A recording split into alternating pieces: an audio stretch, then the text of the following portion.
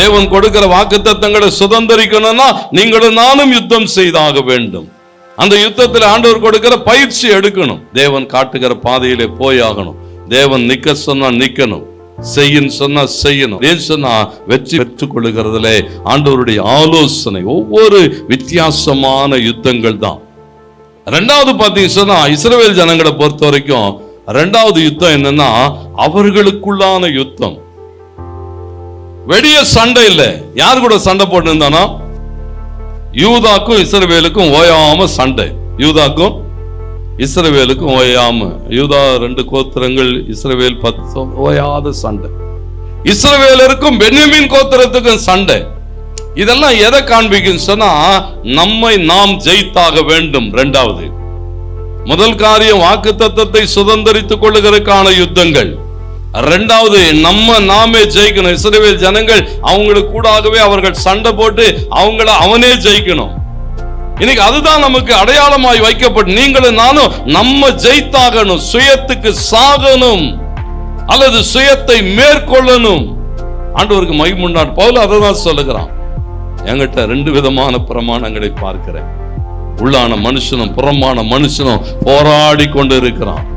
நான் செய்யக்கூடாதுன்னு சொல்றேன், ஆனா நானே செஞ்சிடுறேன். நான் செய்யணும்னு சொல்றேன், ஆனா என்னால செய்ய முடியல. நான் ஆவிக்குரிய மனிதனுக்கும் மாம்ச பிரகாரமான மனிதனுக்குமான யுத்தம். இதுல ஜெயம் எடுப்பதில் பவுல் சொல்லும் போது அதான் சொல்றான். நீங்க ரோமர் 7ஆம் அதிகாரம் 22 இருந்து வாசிச்சு பாருங்க. நான் சொல்லுகிறேன் 24வது வசனத்துல, நிர்பந்தமான மனுஷன் தான். யார் எனக்கு உதவி செய்ய முடியும்? யார் என்ன விடுதலையாக்க முடியும்? இந்த பிரமாணத்திலே போராடி கொண்டு இருக்கிறேன். தேவனுடைய பிரமாணம் ஒரு பக்கம் இருக்கிறது, பாவ பிரமாணம் ஒரு பக்கம் இருக்கிறது. போராட்டங்களோடு கூட கடந்து போகிறேன். என்னை நானே ஜெயித்தாக வேண்டும். அப்போ என்னை ஜெயிக்கிறதுக்கு தேவன் உதவி செய்வார். ரோமர் 8:37 இவைகள் எல்லாவற்றிலும் நம்மில் அன்பு கூறுகிறவராலே நாம் முற்றிலும் ஜெயம் கொள்ளுகிறோம்.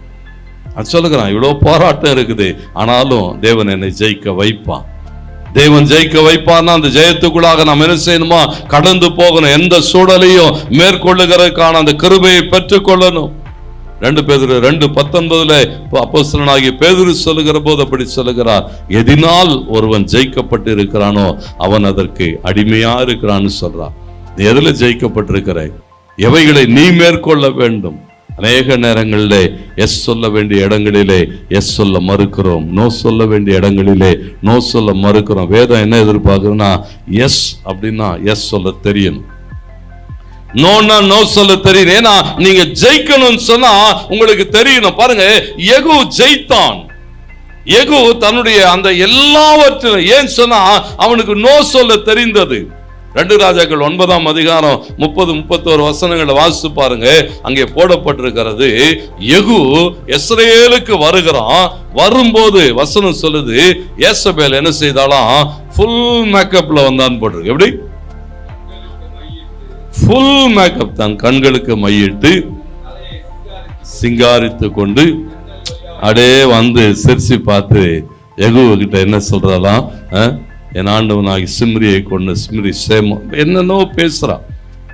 யெகூ ஒரே ஒரு வார்த்தை தான் சொன்னான். யாரா என் கூட இருக்கிறவன், அவளை காலி பண்ணுங்கடான்னு சொன்னான். எப்படி?